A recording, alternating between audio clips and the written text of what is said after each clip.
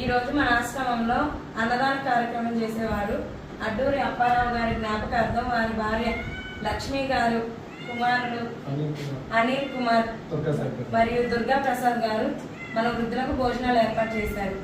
వారికి మనం ఎంతో కృతజ్ఞతలతో థ్యాంక్స్ చెప్పండి. అందరూ ఆత్మ శాంతించాలని ఒక 5 నిమిషాలు మౌనం పాటిద్దాం.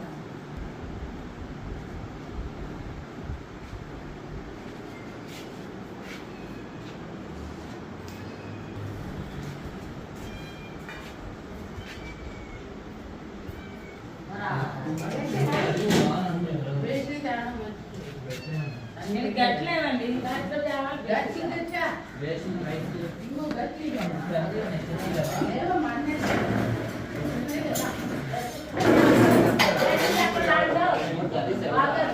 ఒకటి తీసుకొని బయలుదేరండి.